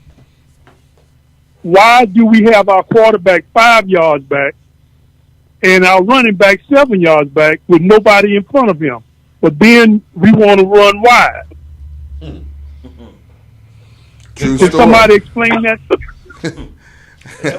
We've been talking about identity, and we don't have an identity. So Okay. that's not Okay, that's not something we can do. Jerry, you got something to say to Okay. that point? Yeah, I can. I think those are excellent points. Let me say this first, Mr. Dunn. Listen, shout out to everybody in Jacksonville for the way y'all treated Bethune Cookman this weekend. Y'all took care of us. So, on behalf of Jacksonville, Duval, y'all showed out. And I hope that Bethune has a game in Jacksonville every year. So that's the first thing. Number two, I like what you said about splitting Kamari out and taking advantage of the one-on-one, but we talked about we don't have an idea. Kamari is to me, he is the biggest matchup problem in the entire SWAC. And we haven't seen that happen all year. I don't know why. And then the third and fourth part is, why do we line up 5 yards deep? That's modern football. Everybody does that. But why do we bounce the ball outside? That's a head scratcher. Rather than the players go out there, not we there. At some point, you either got to tell that dude that the ball is to go in this A gap, this B gap, that it's to go inside the tackles, or you go find somebody who's willing to put their nose in there and get you the tough yard. But you can't keep having the guy, short yardage situation, want to bounce everything outside. If he's not going to stick his head in there and get you a tough yard, then find somebody who will, even if that's Kamari or somebody different. And so at some point, if you do what you tell them, you go find another athlete who's on scholarship who will. Well, as somebody said, tweak the offense. Why not get? Well, I don't know what was too late to probably do it now, but in practice, why not add one of those offensive linemen as a fullback? And let's go head up. I mean, and we have that package with a couple of the linebackers. I mean, if you can't get 1 yard, then you don't need to be on the field. That's just the way I feel about it. Exactly. I agree. Jones has had his chance. He's had 6 games. I mean, we haven't progressed. Some of the things he didn't do in Jacksonville, there was one play, I think it was in the second half, we called a pass play, and the field opened up in front of him, and he still tried to force the pass instead of he had a clean route to the end zone, but he chose not to take that, and whatever the case may be. But I mean, it's just we're at a point now. We are six games. It's time to look toward the future. Play them other guys. If Simmons has been cleared, or what's the other gentleman name? Franklin, I think his name. Moore. Moore. Franklin. Yeah. Moore. Okay. Look. If you're gonna start Jones, give him a short leash, because we can't keep doing the same thing with the same people. Yeah, I think you That's have to of insanity. Definitely. I think you have to give Moore and Simmons the opportunity. I know Moore came in the game on Saturday near the end, and he was perfect while he was in the game. So you got to start looking to the future for sure. Right, and on defense, can we look at keeping our linebackers, at least one linebacker sitting in the middle? Because for some reason, both our linebackers flare out to the sideline, just like that, and leave the middle wide open, and the safeties, as y'all said, the safeties are 15 yards back. The middle is wide open. I don't think that problem is going to be fixed this year, unfortunately. Okay. Yeah. And as my classmate said, or one of the gentlemen said, it's a good thing they didn't run that big boy as much as they normally do. This past Saturday, he would have had a career day just running up the middle, because there were no linebackers at home. Yeah, you're right, son. So I don't know. Hopefully we'll get it straightened out Saturday, and we'll go ahead and jump on Valley, and then come on back and get ready for pay-per-view. But you can't keep doing the same thing and expect different results. But I do agree with you. It's time to move on from Jones, and Let's go in another direction. I totally agree there. But I don't think it's going to happen. And you guys sitting here know the reason why that's not going to happen because it's yeah, unfortunately, that's it's a numbers football is a numbers game. There's 11 people on that field for a reason. That's what it's called for. But when you take Kamari out of the backfield and flex him out, you know right away whether he's getting solo or double coverage. Because if he's getting double, somebody's got to walk out. Two people are going to walk out there with him. They got to bracket him. If they play him solo, that's an automatic. I'm going to Kamari. That's a red. That's hot. That's hot. That's how you can manipulate how many people are in the box. But see, I don't think we target him enough, though. You guys asked. We don't target him enough. Right. You guys asked what was my game plan, and I said from the beginning, Kamari and slot players. If we get the ball to Kamari, and again, they're not targeting him. I mean, we're just not doing it. You know, and that's the biggest weapon in the SWAC. Yeah, but we got to target him more than 3 times. Well, there's a lot of guys we got to target. I mean, I know he's the main guy, but when you are targeted and you have opportunity to make the big plays, you got to make the plays. I agree with that. That's true. That's true. That's true. You got to make the plays. That's true. Yeah. Okay. Thank you, gentlemen. Yes, sir. Thank you, man. We look forward to hearing from you next week, man. Definitely so. Definitely. 386-868-3411. 386-868-3411. Call in. Let's talk Wildcat football on the hillwildcats.com. X's and O's show with my boy Larry, my boy Ralph, CC, and my boy Jerry. You notice I didn't. Yep. So, question, guys, for those of you who were able to show up in practice, obviously, who's that, Jerry? There's been some.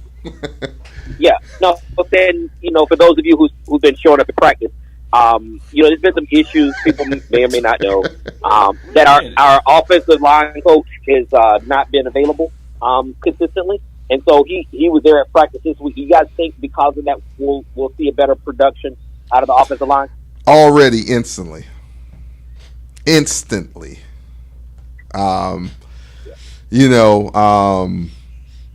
Getting around well, a lot of enthusiasm, a lot of fire, and really getting after his. It's going to make a difference. Yeah, it was really good to see and hear Coach Pearson back in practice this week, and even when we're working on special teams or things of that nature where the offensive line didn't really need it, Coach Pearson has those guys over there working. I mean, working. So I think that's going to be a big attribute to the game plan this week. With him there against, as I said earlier, against Miami, I think that helped out a lot by having him back. And like I said earlier in the show, he also let you know that he was definitely back. Some of the things we saw from the offensive line play, loafing, things of that nature won't occur. Yeah, won't occur. One of the biggest questions on the O-line is we do have a player, one of our starters. He didn't play Saturday, but he is in concussion protocol. So we're definitely going to miss him. But it's next man up. I mean, you're in big boy football now. So, yeah, it's definitely next man up. But great to have Coach Pearson back. No doubt about that. Major addition. So Jerry, what is your opinion on our quarterbacks? So collectively, if you just performance standpoint, they're underperforming. However, I am cautious to say I'm not ready to move from Jalen Jones just yet, because with the amount of pressure, I don't care who you put back there, unless you got Cam Newton back there doing magic tricks. You're asking a lot of any quarterback, and so even if you take a more, right? This is the first year playing college football. You put that kid back there right now with the way that's holding up. maybe he gets the ball out of his hands quickly and he can help the offensive line. But maybe you put him back there where it's broken and you ruin his confidence for the next year and a half because the offensive line play has been atrocious. It just has. And so I'm willing to be a little bit more patient with the quarterbacks, but, again, it's still a production game. It's a performance game. And right now, again, I asked earlier about what unit is performing. That unit as a whole is underperforming. I'm just not confident that we put somebody else back there with the way our offensive line has been holding up, and we're going to see a dramatic change.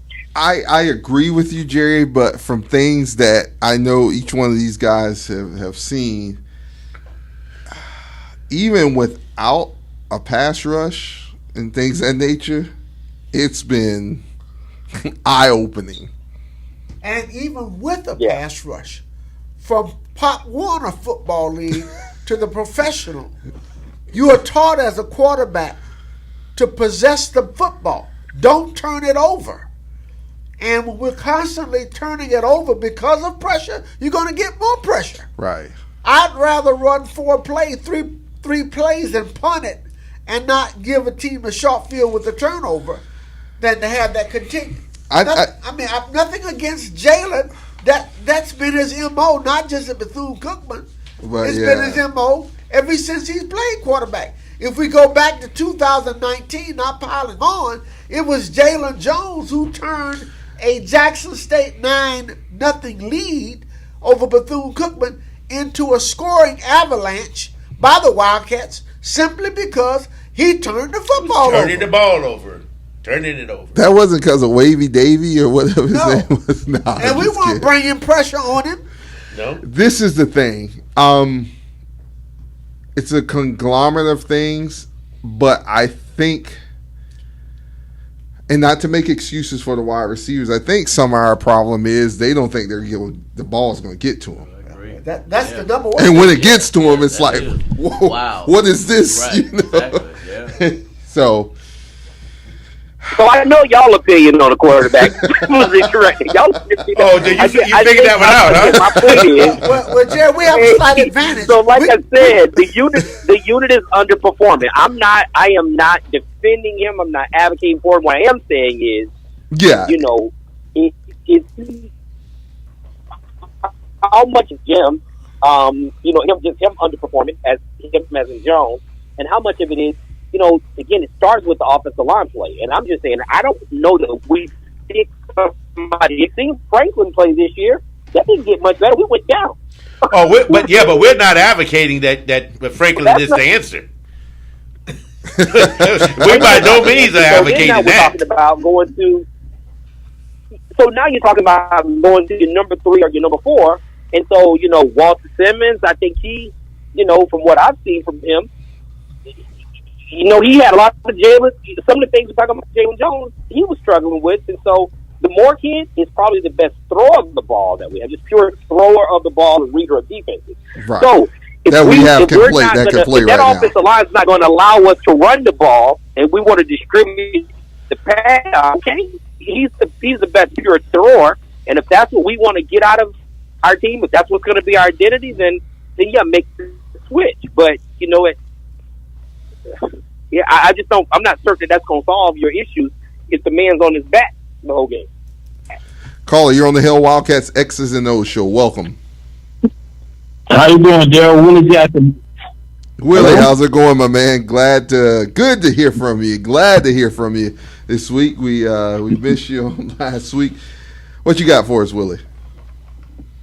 Well, I've been hearing you guys talk, and you guys always doing a good job. Thank you, sir. But I know you had a lot of things on the show, but our Wildcats were not. It kind of reminds me of 1992 and 93 when we went 2-9 and 3-8. Now we'll go 2-9 and 1-10. So I mean, we got to take it and move on. I think a lot of people think the players have checked out on Coach Sims or whatever the case may be. I don't know. There were some questions about the tackling on the team.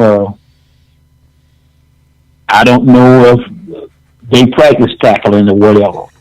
But only thing I can say, all of us right now, we need to come in. I'm going to say a couple of things. Mr. Jackson, first of all, a couple of years ago when Dan Hopkins had that statement when the players were underperforming and people getting on them and they were complaining because just y'all fussing at players, and his response was, "It's the Division One." It's the what? We want to support the players, but we can be honest with them too. It's Division One football. Right. Yeah. Oh yeah, that goes without saying. But just to, what we need to do is move on. And first of all, I'm gonna tell you, and a lot of people are not gonna like what I say. First of all, to get the program on its way out, number one, we got to get a full-time athletic director. That's number one. Coach Sims will be 37 and 41, and that's not acceptable in no school. I don't think. That's just not acceptable. Arkansas Pine Bluff fired their coach this week because they didn't think he was doing a good job, and I don't think Arkansas Pine Bluff their program is better than Cookman or whatever, but they're looking to the future. But we just got to do some things, and with the players, somebody needs to teach them better. That's all I can say about that. And hopefully we can turn, just like Buddy Pugh at South Carolina State, he don't get 4 or 5 star players when they come. But before they leave, they be 4 or 5 star players. That's what Bethune-Cookman needs now. True story. Absolutely, Willie. Greatly well spoken. I know sometimes I've been going to practice this year, and it's hard for me watching practice to know what this program was. And I'm not just talking about under the Brian Jenkins, Terry Sims era, but all the way back to Wesley Moore. Because when you and I came to Bethune-Cookman in 1972, Bethune-Cookman itself, our freshman year, lost a lot of football games. But we had the seeds of the beginning of what could have possibly become a dynasty. By practicing hard, by being focused, by having coaches who developed talent and demanded hard work and execution. And that made all the difference in the world. And that's probably where we are now and what we need. Right, definitely. Because we're not doing a great job of developing talent. There was no transfer portal around when Willie Jackson came to Bethune-Cookman. You got players in and you developed them. Definitely. And that's what's lacking right now. Yes. At our program. Yes. I have to agree with that, Larry. We gotta, when kids come in, you gotta build them up. That's how it goes. That's it. Everybody could have a speed. They could jump out the gym. They could do whatever. But it's like our coach Bunky Matthews always said, you got to want it. That's it. And if you don't want it, it ain't gonna happen. But you guys are doing a wonderful job, and I don't see us winning another game this year, but we just got to accept that and move on. I hope we're going to win Saturday. We got to support. We're going to win Saturday. We definitely have to support. And we're not losing the Valley. We winning Saturday. No. Yes, we are. We winning Saturday. We are not losing the Valley. I won some money this week. I saw you posting the other days. I saw you. Well, you're going to lose some this week. You're going to lose some. We're going to win this game Saturday. Well, Ralph, I hope you're right, like you did when I thought Gremlin was going to be the and you know what? You bet it against me, and you look what you did. I'm telling you, we're going to win. We're going to win Saturday. We don't bet on Joy 106.3 Daytona. Oh, that is right. I'll talk to you later. Willie, thank you for calling in, man. Have a good weekend, Hell Wildcats. You too, man. Hell Wildcats. Hell Wildcats. Hey, Daryl, Ralph don't bet. He give love offerings. That's what. Thank you, Jerry. Thanks, Jerry. All his betting goes into helping out the athletics at BCU. Yeah, exactly. There you go. Yeah, there you go. I thought it was the Allen Chapel Sports. I didn't realize. There we go. There we go. Closing words, guys, before Miss Pat kicks us off the air for good. Ralph, give us closing words. I think what we're going to see Saturday is probably one of the best performances we had since Miami. That's what I'm looking for. That's what I'm expecting. And we're going to come away with that W. Mr. Wesley? I want to say expect the unexpected. That's what I'm wishing and hoping for. But, old habits die hard. And if we see early in this football game, us turning this football over. It's over. It's over. So it won't take long to really decide which way this game is going to go. If you see us with a lot of mistakes being made, penalties and turnovers, it's going to doom us. I want to see an offense that's on fire. At the beginning of the season, I remember Coach Sims saying that, he had a high-powered offense. Well, I want to see that this game, minus the penalties. There we go. Jerry? All right, so Larry, he's a teacher at heart, so cover your ears when I say this. We losing to No Valley. That's just, it cannot happen. Look, Valley hasn't won a game this year, and they are historically. Valley has been, over the last 30 years, the worst HBCU team at the Division I level. They just have. Now, they beat us last year. I get it. We're not losing the battle.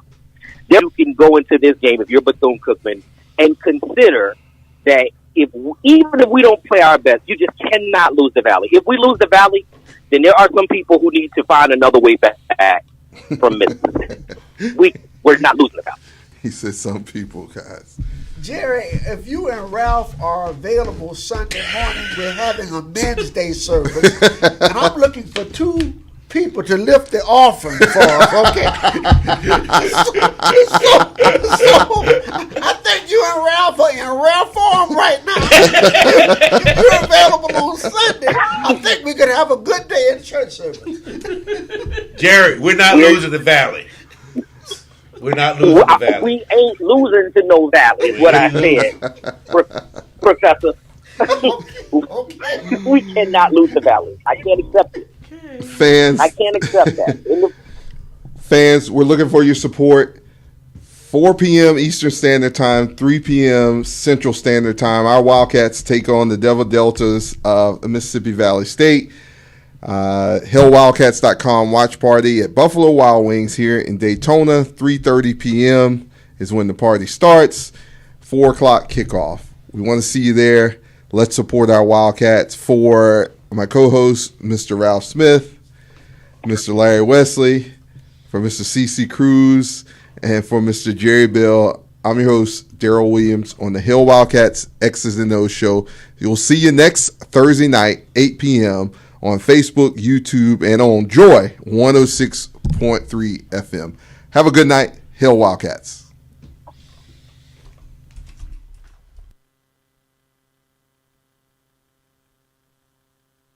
Ladies and gentlemen, the Bethune-Cookman University alma mater.